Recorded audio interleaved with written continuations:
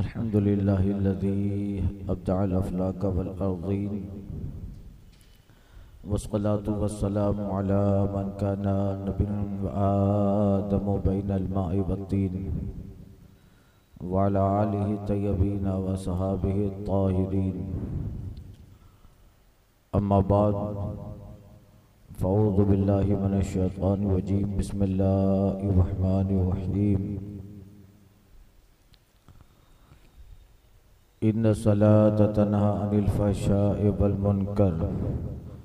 सदक़ल्लाहुल मौलाना अज़ीम व बल्लगना रसूलुहुन नबियुल अमीनुल मुख्तारुल करीम व नहनु अला ज़ालिका लमिन शाहिदीन व शाकिरीन वल्हम्दुलिल्लाहि रब्बिल आलमीन।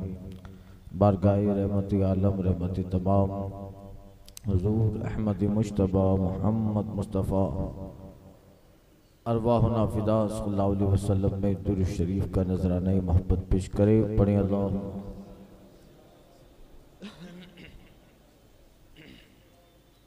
अस्सलातुम व सलामुन अलैका या सय्यदी या हबीबी या रसूल अल्लाह। हज़रत अल्लामा सय्यद काफ़ी किफ़ायत अलैहि रहमतुर रिज़वान जो तहरीक आज़ादी के एक रुकन रहे, कल ही यौम आज़ादी गया, 15 अगस्त यौम आज़ादी गुजरा।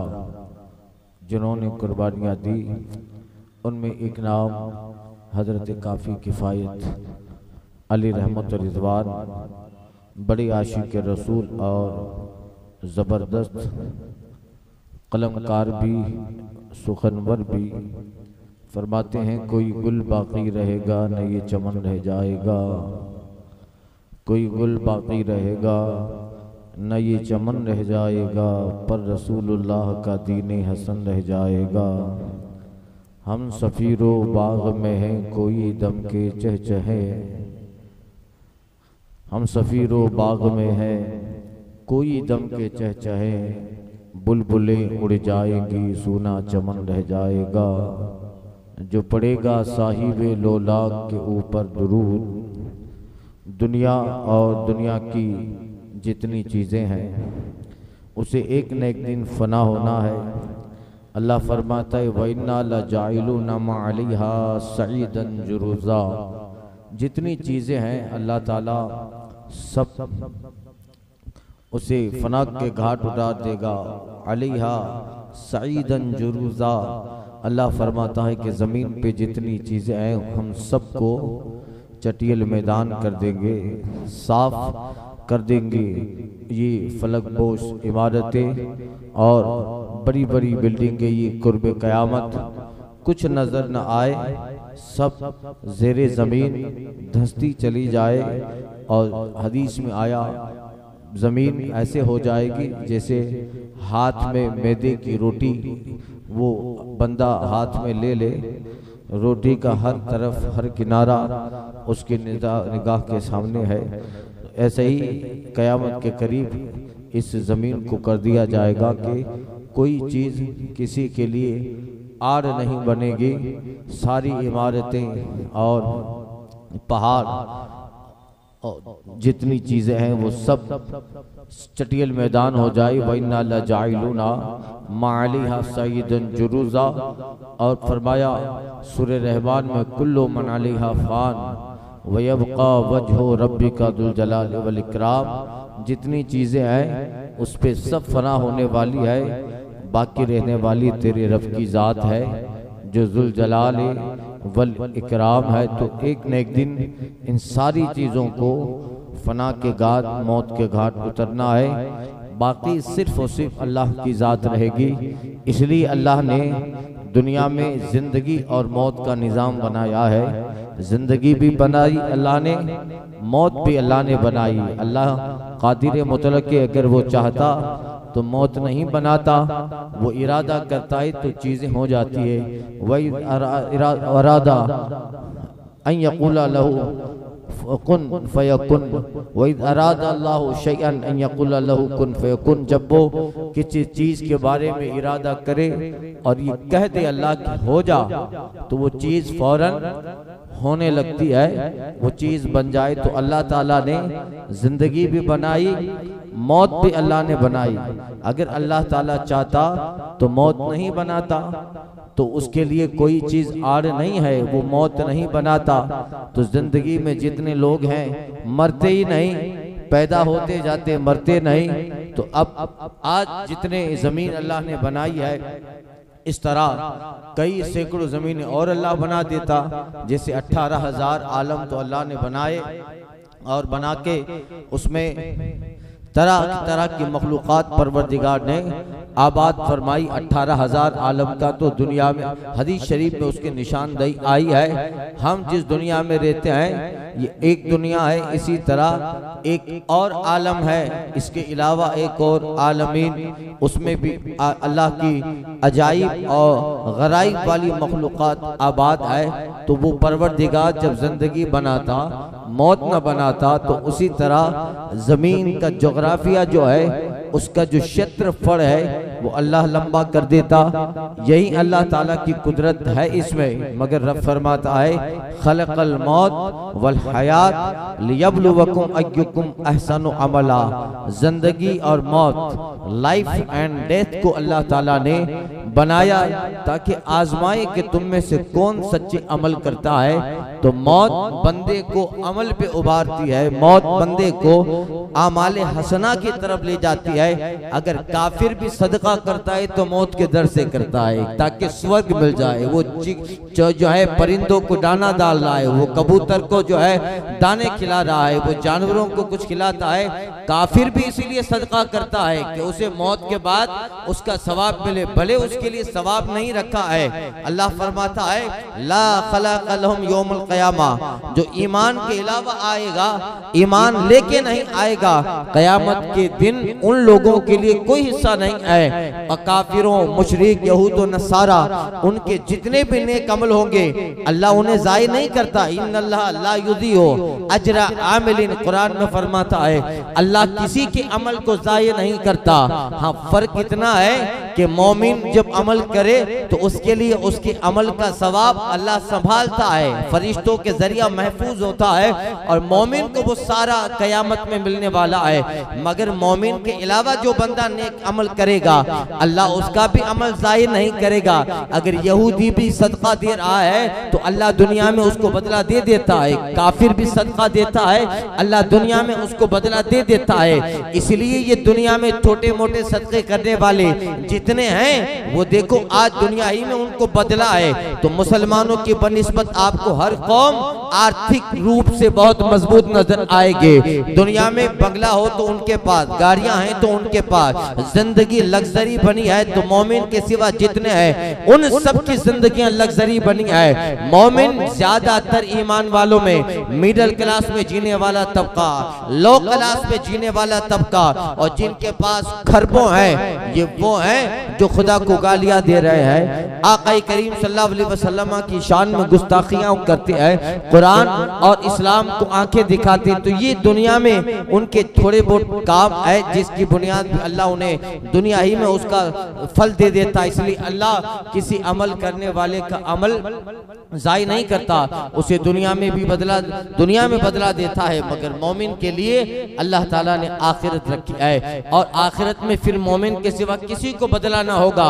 इसलिए हदीस से पाक में आया है कि अल्लाह जब मोमिन के छोटे से अमल का बदला कयामत में देगा, अल्लाह अकबर, एक बंदा जाते जाते उसने रास्ते से एक कांटा भी उठाकर साइड में रखा होगा और उसे हटा दिया होगा ताकि मेरे बाद गुजरने वाले का पांव इस कांटे पे न पड़े, उसे इस पत्थर में ठेस न लगे, हटा दिया होगा नियत के साथ, खैर और भलाई की नियत के साथ। तो अल्लाहु अकबर, हदीस शरीफ में आया है कि उसको इस एक अमल की वजह से अल्लाह सदक़े का सवाब तो देगा, जन्नत में एक दर्जा बढ़ा दिया जाएगा, जन्नत में एक मकाम बढ़ा दिया जाए। जब गुजरने वाला रास्ते से गुजर कर कांटा हटा दे तो इतना सवाब है, पत्थर हटा दे तो इतना सवाब है। अल्लाह अकबर। तो उन लोगों का सवाब क्या होगा जिन्होंने आका करीम की मोहब्बत में निकले हैं, तो उन्होंने हर जगह हर महाज पर आका करीम के दीन के लिए अपनी जान की बाजियां तक लगा दी। आप अंदाजा लगाएं फिर अबू बकर को कितना सवाब अल्लाह देगा,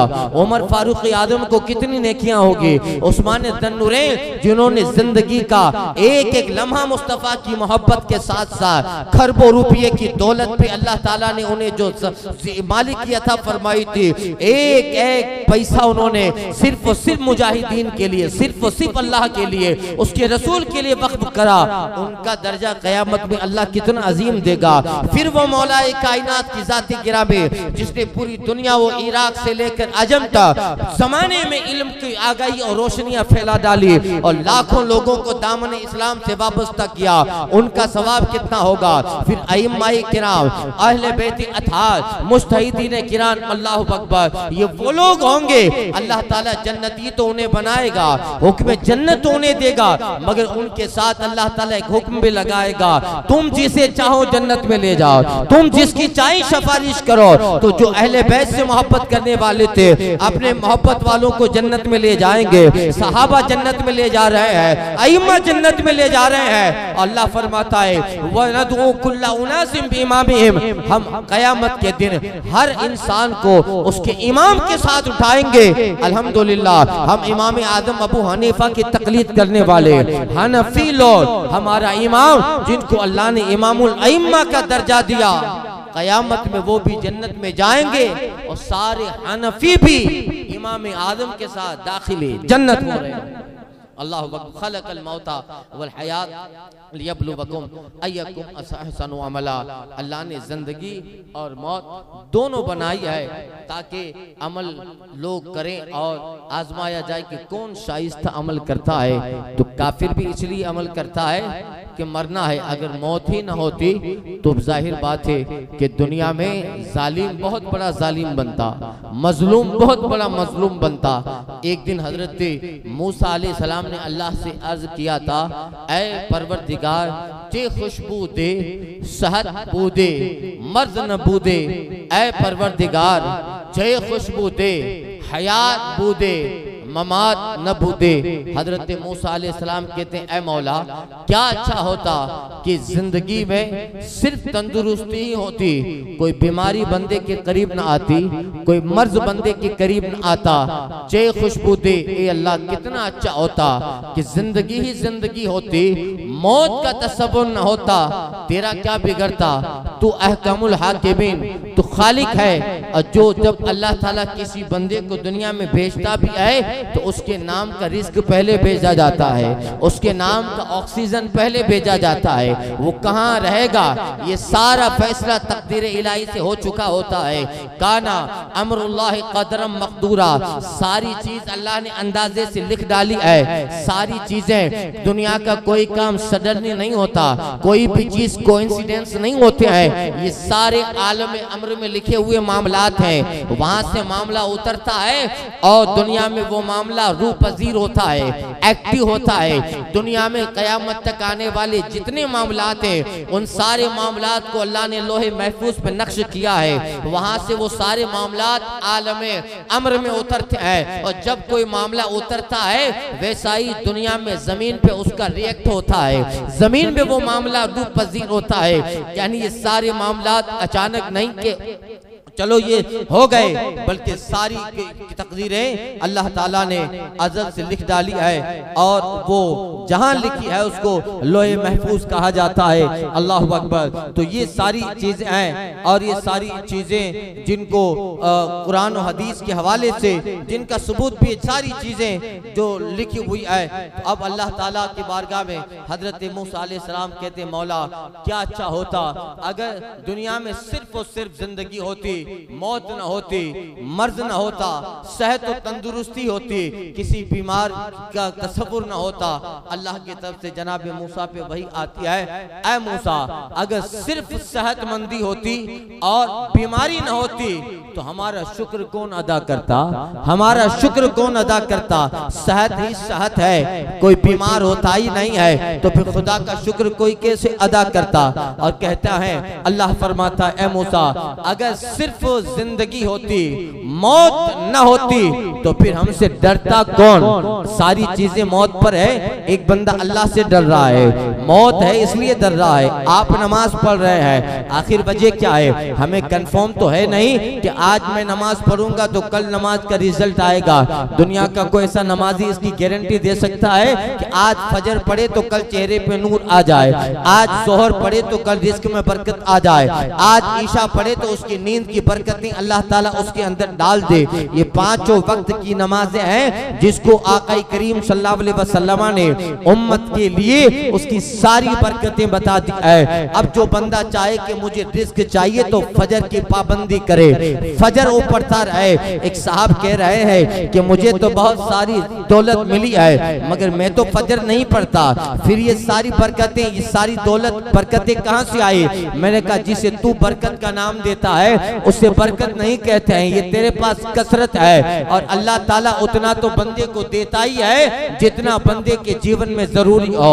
बंदे को अल्लाह ताला इतना तो देगा। अल्लाह का वादा है, वमा मिन दाब्बतिन फिल अर्ज़ि इल्ला अलल्लाहि रिज़्क़ुहा, परवरदिगार कहता है जमीन पे कोई रेंगने वाला ऐसा नहीं जिसका रिस्क अल्लाह ने अपने जिम्मे करम पे न लिया हो। वो यहूदियों को भी दे रहा है, वो नसरानियों को भी दे रहा है, वो मजूसियों को भी दे रहा है, वो मुशरिकीन को भी दे रहा है। दुनिया का कोई काफिर है जो भूखा सो जाता है?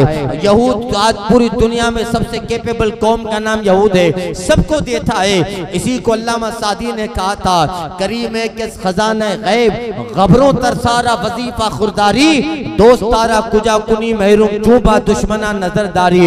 ऐ करीम तू तो इतना जबरदस्त करीम है कि अपने खजाना गैब से, खजाना रिस्क से अपने, तू जब अपने दीन, अपने दुश्मन, अपने नबी के दुश्मन यहूद व नसारा को देता है, दोस्त तारा कुजा कुनी महरूम चूबा दुश्मना नजर डाली। जब दुश्मन को इतना देता है तो क्या तू दोस्तों को महरूम रखेगा? अपने महबूब के गुलामों को महरूम रखेगा? देता जरूर है, रिस्क सबको मिलना है। दुनिया का कोई परिंदा भूखा नहीं सोता। अल्लामा गजाली ने मकाशिफुल कुलूब में लिखा है, सारे परिंदे जब सुबह को निकलते हैं भूखे होते हैं, मगर शाम को जो परिंदा अपने घोंसले में वापस लौटता है, कोई परिंदा भूखा नहीं सोता। अल्लाह ताला सबके लिए रोजी का इंतजाम कर देता है। दुनिया में खरबों जो है बिलों में रहने वाली चूंटियां हैं, कोई चूंटी को अल्लाह ताला भूख के बगैर, जो भूख से नहीं सुलाता, अल्लाह उनके रिस्क का सामान कर देता है, अल्लाह उनके रिस्क के लिए असबाब बना देता है। दुनिया में हकीर से हकरी मखलूक जिसे सुवर कहा जाता है, लोग उसको करीब ना आने दे। वो अगर कपड़े में लग जाए तो कपड़ा धोना जरूरी, नजीसुल ऐन है, मगर किसी सुवर को रिस्क के बगैर नहीं सुलाता। उसे भी अल्लाह ताला असबाब रिस्क दे देता है। यानी रोजी तो सबको मिलती है, मिलती रहेगी, मगर बरकतें जिसको कहा जाता है वो सिर्फ अल्लाह मोमिनों को देता है। और मोमिन में उसी को देगा जिसने आका करीम के कानून को फॉलो किया। इसलिए मुस्तफा फरमाते हैं, अगर चाहते हो कि तुम्हारी नमाजें और तुम्हारी फायदा पहुंचाए, आका करीम फरमाते हैं जिसने फजर की नमाज पढ़ी वो अल्लाह ताला की बारगाह में रिज्क की बरकतों का हामिल बनता चला गया। इसलिए हदीस मुख्तलिफ पढ़ो, मिशकात पढ़ो, तिरमिजी पढ़ो, शाबुल ईमान पढ़ते जाओ, इन सारी हदीसों का खुलासा आपको नजर आएगा। चेहरे पे फजर की नमाज पढ़ेगा, अल्लाह ताला चेहरे पे नूरानियत दे देगा। फजर की नमाज पढ़ेगा, अल्लाह ताला रिस्क में बरकतें देगा। अब रिस्क की बरकत किसे कहते हैं? बरकत का मतलब यह है कि आपने लिमिटेड कमाया है, मगर आपका वो मुख्तसर सा साजो सामान आपकी जिंदगी को अंदर से सेटिस्फाइड कर रहा है। जो हर महीने 10 लाख कमाता है उसको अंदर से कोई सेटिस्फेक्शन नहीं मिल पाते हैं। वो 10 लाख कमाने वाला महीना आता है तो इधर कर्जा देना है, उधर कर्जा देना है, इसका रह गया, उसका बाकी हो गया। यानी 10 लाख कमाता है मगर फिर भी अंदर से सुकून नहीं मिलता, अंदर से सेटिस्फाइड नहीं मिलता। और एक बंदा रोजाना लारी चला के 200 रुपया कमा रहा है, आराम से ईशा पढ़ के बिस्तरे पे जाता है, नींद आ जाती है, आराम से जिंदगी गुजरती है, न कोई बड़ी फिक्र है। यही है, उसे 10 लाख में चैन नहीं है, अल्लाह इसे 10,000 में सुकून अता फरमा रहा है, उसे 10,000 में चैन अता फरमाता है। इसलिए मुस्तफा फरमाते हैं, मन अद्दा सुबह काना फी जिम्मतिल्लाह, मुस्तफा कहते ये सारी बरकतें नमाज फजर की है। जो फजर पढ़ेगा चेहरे का नूर बढ़ता जाएगा, फजर पढ़ेगा रिस्क में बरकतें अल्लाह देता जाएगा। और आका फरमाते हैं मिशकात की हदीस, मन अद्द सुबह काना फी जिम्मतिल्लाह, जो फजर पढ़े वो अल्लाह के जिम्मे आ जाया करता है, अल्लाह की जमानत में आ गया। अल्लाह अकबर, यानी जमानत दे देना, अल्लाह ने जमानत दे ली। जिसने जमात के साथ नमाज फजर पढ़ ली, अल्लाह उस बंदे का जामीन बन गया, उसके माल का जामीन अल्लाह, उसकी इज्जत का जामीन अल्लाह, उसके रोजगार का जामीन अल्लाह, उसके सारे असबाब जिंदगी का जामीन, असबाब शबो रोज का जामीन अल्लाह बन जाता है। आप अंदाजा लगाओ, किसी बंदे के लिए अल्लाह की जमानत उतर जाए तो उस बंदे का क्या कहना। अरे दुनिया में अगर किसी की जमानत एसपी ले ले, किसी की जमानत डीएसपी ले ले, किसी की जमानत डीआईजी ले ले, किसी की जमानत पीएम ले ले, किसी की जमानत सीएम ले ले, उस बंदे को कितना वकार मिलता है। भाई इसकी तरफ नजर मत उठाना, इसका जामीन डीएसपी है, इसका जामीन एसपी है, इसका जामीन सीएम है, इसका जामीन पीएम है। दुनिया का बड़ा ओहदे वाला अगर किसी की जमानत ले ले तो वो महफूज बन जाता है। अल्लाह अकबर, जिसकी जमानत अल्लाह रब्बुल आलमीन ले ले, जिसकी जमानत खालिक के परवरदिगार ले ले, अल्लाह अकबर, कहा मुस्तफा ने, मन सुबह काना फी जिम्मतिल्लाह, अगर फजर की नमाज पढ़ लोगे अल्लाह की जिम्मा करम में आ जाओगे। फिर कहीं भी चले जाओ तुम्हारे मकान पे चोरी नहीं होने वाली। पूरा दिन अगले आने वाली फजर तक, आज फजर पढ़ लिया, अगले आने वाले दिन की फजर तक पूरा 24 घंटा अल्लाह के जिम्मे में आ गया। उसका माल अल्लाह के जिम्मे में, उसकी औलाद अल्लाह के जिम्मे में, उसके बाल बच्चे अल्लाह के जिम्मे में, उसकी इज्जत अल्लाह के जिम्मे में, उसके घर बार उसका वकार अल्लाह के जिम्मे में। मन सुबह हदीस का तर्ज बताता है, वो कहीं भी चला जाए फिर उसके घर पे चोरी न रहे, उसके घर पे डाका ना होगा, उसके घर पे रहने वाली उसकी बहू बेटियों पर, उसकी बच्चियों पर कोई गलत नजर न डालेगा। इस घर के मालिक ने फजर पढ़ ली है, आने वाली फजर तक वो सारा मामला अल्लाह के जिम्मे करम पे आ जाता है। अल्लाह अकबर, इसलिए इस सारी नमाजों को उसमें तकसीम किया।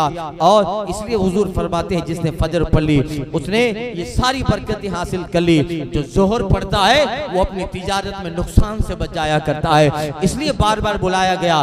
दोपहर का वक्त जो होता है वो तिजारत का है। अब तिजारत भी करता है, अजान हुई तो फौरन मस्जिद में पहुंच जाए, मस्जिद में पहुंचकर वो नमाज पढ़े और अल्लाह की बारगाह में सजदे शुक्र अदा करे। ये सारी हदीसों में उसका खुलासा आया, जोहर पढ़ ले उसके माल में खसारा न होगा। यानी कोई ताजिर कह सकता है कि मैं इस मंडी में अपना ये काम कारोबार कर रहा हूँ, अब मुझे लॉस न होगा। तिजारत नाम ही इसका है। कभी आपको तिजारत में बेनिफिट्स मिलते हैं, कभी तिजारत में आपको लॉस मिलते हैं। यानी कभी आप चाहते हो कि मैं इसमें 15,000 कमाऊं, उसके बावजूद आपका 15,000 का तिजारत में लॉस होता जाता है। अल्लाह अकबर, हदीसों का मतलब है जिसने फजर जोहर की नमाज जमात के साथ पढ़ ली, अल्लाह अकबर, अल्लाह उसके तिजारत में नुकसान से महफूज रखेगा, लोस्ट से महफूज रखेगा, खसारे से महफूज रखेगा। जिसने असर की नमाज पढ़ ली अल्लाह उसके सीने में हिकमतें डाल देता है। असर की नमाज पढ़ने वाला यानी मुनाफिकों पे ये नमाज भी बारी, एक हदीस में आया है जिस तरह ईशा बारी है, जिस तरह फजर बारी है, इस नमाज को भी कहा गया ये काफिरों पे ये नमाज सख्त होती है, यानी वो उसकी ताकत नहीं रखते। मगर मोमिन वो अगर असर की नमाज का पाबंद हो जाता है, असर की नमाज की पाबंदी उस मर्द को जो है अपने इर्द के सारे मामलात को बेहतर बना दे। यानी उसके सीने में हिकमत के दरवाजे खुल जाते हैं, उसके दिमाग में हिकमत के दरवाजे खुल जाते हैं। असर की नमाज पाबंदी से पढ़े, उसका सीना उसका दिल अल्लाह हिकमत से खोल देता है। इसका मतलब क्या होता है, 10-10 घंटे की बंदा तकरीर सुन लेता है मगर आंखों से आंसू जारी नहीं होता है। बड़े बड़े उलमा की खिताब सुन लिया, 1 घंटे का कुरान का वाज सुना, हदीस सुने, सारा बाबुल क़यामत सुना, बाबुल कब्र सुना, बाबी अज़ाब सुना, सारा बयान सुन लेता है। मगर मजाल है कि इस बंदे की आंख से आंसू निकल आए, मजाल है कि इस बंदे की आंख से एक कतरा भी कब्र के खौफ से निकले। अरे बयान तो जाने दीजिए, ये जनाजा दफन करने के लिए, मैयत को दफनाने के लिए रोजाना कब्रिस्तान में जाता है, कब्रों को देखकर वो रोना नहीं है। है। कब्रों को देखकर उसे आखिरत की याद नहीं आती, उसे हश्र याद नहीं आता, उसे याद नहीं आता है कि मुझे क़यामत में अल्लाह रब्बुल आलमीन के पास जाना है, सारी जिंदगी का हिसाब देना है, सारी जिंदगी के जो है आमाल खुदा की बारगाह में उसका जवाब दे हो। मुझे एक न एक दिन इस कब्र के किनारे पे आना है, इससे गुजर कर आलम हश्र में जाऊंगा, हश्र में से गुजर कर पुल सिरात है और जो है नाम अमाल है, मीज़ान है, फिर जन्नत और फिर सारे मामलात होंगे। मंदा इन सारी चीजों से गुजरता है, मगर अल्लाह अकबर मजाल है कि किसी बंदे के दिल में थोड़ा आंखों में आंसू आ जाए, कंधे पे अपने दोस्त का जनाजा उठाने वाला, अल्लाह जनाजा उठाते उठाते भी मोबाइल चल देख रहा है, कब्रिस्तान में पहुंचा है वहां भी मोबाइल देख रहा है। क्या मतलब, कब्रिस्तान में आके रोता नहीं है, जनाजा उठा के रोता नहीं है। जबकि उस्मान गनी अल्लाह अकबर खलीफतुल मुस्लिमीन अमीरुल मोमिनीन उस्मान गनी, जिन्हें एक मर्तबा नहीं कई मर्तबा मुस्तफा ने जन्नत की बशारत दी थी, अशरे मुबशरा में उस्मान गनी वो 10 खुशनसीब सहाबा अल्लाह अकबर जिनको दुनिया में मुस्तफा ने जन्नत की बशारत दी, उनमें एक जनाब उस्मान गनी की जाते गिरामी है। मगर अल्लाह अकबर जिसे दुनिया में मुस्तफा ने जन्नती बना दिया वो उस्मान गनी, मगर हाल देखिए अल्लाह अकबर, फजर की नमाज के बाद जन्नतुल बकी में चले गए जनाब उस्मान गनी, कब्रिस्तान में बैठ गए जन्नतुल बकी में, रोने लगे अल्लाह अकबर। और बार बार उस्मान गनी कहते थे अल कब्र अव्वल मंजिल मिन मनाजिल आखिरा। उस्मान गनी ज़न्नुरैन कहते हैं कब्र आखिरत के मंजिलों में से पहली मंजिल है। बंदा यहाँ से अगर कामयाब हो गया अगली सारी मंजिलों पे कामयाब होता जाएगा। कोई बंदा अगर कब्र में फंसा आगे सारी मंजिलों में फंसता जाएगा। जिसे दुनिया में मुस्तफा जन्नती बना दे, जिसे सर्टिफिकेट दे दिया उस्मान गनी, जिसके ताल्लुक से मुस्तफा ने फरमाया था मा अमीला उस्मान बाद ज़ालिका ला यदुर्रु, तबूक के मौके पर इतना माल दिया था उस्मान गनी ने, आका फरमाती आज के बाद उस्मान गनी कुछ भी अमल करे उन्हें नुकसान न देगा, इनका जन्नत में जाना वाजिब हो चुका। अल्लाह अकबर। मगर फिर भी उनके बाद उनके अमल बढ़ गए। अल्लाह अकबर। तो कब्रिस्तान जो जन्नती हैं वो कब्रिस्तान में कितने रो रहे हैं। फजर के बाद बैठ जाते और मौज़िन आते और मौज़िन आकर जोहर की नमाज में उस्मान गनी का कंधा हिलाते और कहते हजरत आप इरशाद फरमाएं तो मैं जोहर की अजान दे दूं। अल्लाह अकबर। फजर से बेटे जोहर हो गई। ये उस्मान गनी जो जन्नती है उनका ये हाल है। मगर मजाल है कि हम कब्रिस्तान में जाकर एक आंसू भी निकाल ले, मजाल है कि हमारे कांधे पे हमारे दोस्त का जनाजा हो, उसके बावजूद हमें ख्याल हो कि मुझे भी इसी तरह लोग उठा के ले जाएंगे। इसी को तो इमाम अहले सुन्नत ने कहा था हाय गाफिल वो क्या जगह है जहां 5 जाते हैं 4 फिरते हैं। अल्लाह अकबर। आका करीम की हदीस का मतलब जो असर की नमाज पढ़ लेता है अल्लाह उसका सीना हिकमतों से खोल देता है। यानी उसके दिल में अल्लाह ताला हिकमत के चश्मे, उसके दिल में वाज के चश्मे, उसके दिल में नरमाहट अल्लाह डाल देता है कि अल्लाह अकबर। फिर वो बंदा एक कुरान की तिलावत आयत करीमा सुन ले तो रो पड़ता है, वो कब्रिस्तान से गुजरे तो रो पड़े, वो किसी का जनाजा देखे तो रो पड़े, वो 1 घंटा आधा घंटा किसी मौलाना किसी आलिम के वाज में बैठेगा और कोई बात आएगी वहां रोने लगेगा। ये है असर की नमाज का फायदा। जो पाबंदी के साथ असर की नमाज पढ़ ले उसका दिल नरम होगा, उसके दिल में रिक़त आती जाएगी, अल्लाह उसमें चश्मा इल्म और हिकमत डालेगा। फिर वो कुरान पढ़ेगा तो आखिरत को याद करेगा, कई कुरान की आयत सुनेगा तो आखिरत की याद आ जाएगी। अपनी आबादी में जाता हुआ जनाजा देखेगा तो रो पड़ेगा, कब्रिस्तान में जुमेरात को फूल डालने जाएगा रोने लगेगा। ये अल्लाह की तरफ से नेमत है। अल्लाह उसका दिल नरम बना देता है, अल्लाह उसमें चश्मा इल्म और हिकमत डाल देता है। और मुस्तफा फरमाते हैं जिसने मगरिब की नमाज जमात से पढ़ ली उसे अल्लाह उसके बाल बेटों में बच्चों में सुकून देगा।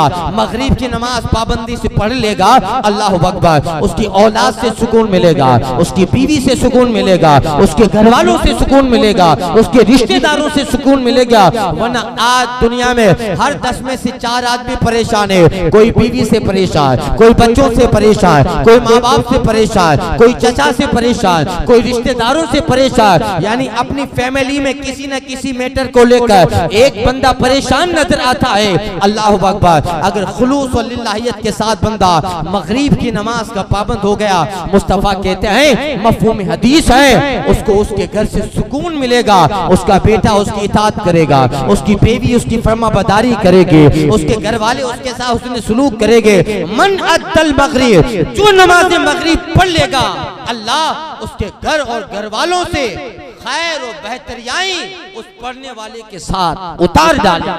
अल्लाह अकबर। और जिसने ईशा की नमाज पढ़ ली, अल्लाह अकबर, वो ऐसा है ईशा की नमाज पढ़ के सोने वाला जो फजर तक, फजर की नमाज में उठा हो, जमात से पढ़ लिया फजर की नमाज, तो हदीस का मतलब है वो ऐसा है जैसे उसने पूरी रात अल्लाह की इबादत में गुजार डाली है। अल्लाह अकबर।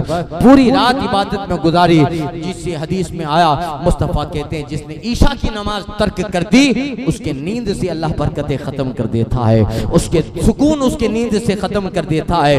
फिर वो आधी रात को बिस्तरे पे इधर उधर जो है करवटें बदलता है। अगर सोया भी रहे तो सुबह उस नींद का फायदा नहीं। हदीस में मुस्तफा कहते हैं जिसने ईशा की नमाज पढ़ ली, अल्लाह उसके नींद की बरकतें उस बंदे को दे देता है। नींद खुद एक आदि दवा है। नींद जरूरी है कि नहीं? कभी एक रात न सो और सुबह को काम पे जाओ तो पता चलेगा। नींद बहुत जरूरी है। अंग्रेजी में कहावत है, walk at morning, sleeping at night is the half dose. कहते हैं अक्लमंद के वक्त पे तफरी करना, चलना और वक्त पे रात को सो जाना, ये खुद बंदे के लिए आदि खुराक हुआ करती है। यानी अल्लाह ताला उस बंदे ईशा पढ़ने वाले बंदे में जिसकी नमाज जो ईशा का पाबंद हो गया, उसकी नींद में बरकतें देगा, उसकी नींद से उसको सुकून मिलेगा। नींद पे आएगी तो जहन को सुकून मिलेगा, कल्ब को सुकून मिलेगा। यही बात है, इराक का बादशाह रात को महल में सो नहीं पाता है। बादशाह हारून रशीद है, इधर करवट बदलता है, उधर करवट बदलता है। अल्लाह अकबर। अपने वजीर फजल पर मक्की से कहता है, क्या बात है कि आज मुझे नींद नहीं आ रही। इराक का बादशाह इतनी बड़ी सल्तनत का मालिक है, आज के 50 अमेरिका भी मिलकर एक इराक के बादशाह के बराबर नहीं हो सकते थे। इतना अल्लाह ने उसे रूप दबदबा दिया है, मगर इतनी जबरदस्त सल्तनत का बादशाह हारून रशीद वो आराम से नहीं सो रहा है। और उसी के महल के बगल में एक झोपड़ा है जहां पर मजदूर बहलुल दाना आराम से नींद करता नजर आ रहा है। क्या वजह है? मन अद्दल ईशा, जिसने ईशा की नमाज अदा कर ली, अल्लाह नींद में बरकतें देगा। तो ये सारी चीजें हैं, इसलिए अल्लाह कुरान में फरमाता है, इन्ना सलाता तन्हा अनिल फहशाइ वल मुनकर, बेशक नमाज बेहयाई और बुरी बातों से रोकती है। इसलिए नमाज तो पढ़े, मगर नमाज पढ़ने के साथ खुलूस रहे, लिल्लाहियत रहे। नमाज सिर्फ उसमें दिखावा ना हो, उसके लिए तो कुरान मजीद में वईद आई है और उसके लिए बहुत बड़ी जो है ताकीद है, खुलूस और लिल्लाहियत हो।